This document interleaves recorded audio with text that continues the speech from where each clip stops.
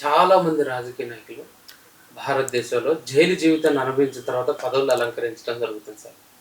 అలా అలాంటి వాళ్ళ చేతిలో పోలీసు పనిముట్టుగా మారతండ్రు అంటున్నారు సార్. దీనిపైన మీ వ్యాఖ్య ఏంటి? జైలుకి పోయిన వాళ్ళంతా చెడ్డోళ్ళ ఓకే సార్. లేదయ్యా, అట్లని కాదు.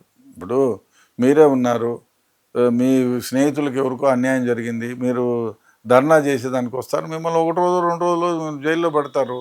అంత మాత్రం చేత మీరు చెడ్డవాళ్ళు అయిపోతారా? గాంధీ మహాత్ముడు జైల్లోకి పోయిచ్చున్నాడు, అంత మాత్రం చెడ్డోడైనాడా? అట్లా కాదు. జైలు మీరు మర్డరో మానభంగం చేసి జైలుకి పోతే డెఫినెట్గా మీరు చెడ్డవాళ్ళే.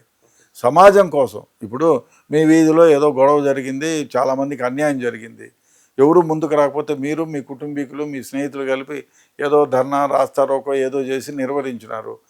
వాళ్ళు ఎదుటి వాళ్ళు మీ పైన లేదు, మీరు లా అండ్ ఆర్డర్ని చేతిలోకి తీసుకుంటున్నారని మిమ్మల్ని అరెస్ట్ చేసి జైల్లో పెడతారు. అంత మాత్రం చేత మీరు చెడ్డవాళ్ళ కాదు కదా. సో జైలుకి పోయి వచ్చిన వాళ్ళంతా చెడ్డవాళ్ళు కాదు, బయట ఉన్నోళ్ళంతా మంచోళ్ళు కాదు. జైల్లో జైల్లో మంచి కారణం వల్ల పోయి వచ్చిన వాళ్ళు ఉన్నారు. గాంధీ పోయినాడు, నెహ్రూ పోయినాడు, సుభాష్ చంద్రబోస్ పోయినాడు, చాలామంది పోయినారు జైలుకి. పోయిన వాళ్ళంతా చెడ్డవాళ్ళు కాదు కదా. మంచి కార్యక్రమం కోసం కూడా జైలుకి పోయిన వాళ్ళు ఉంటారు.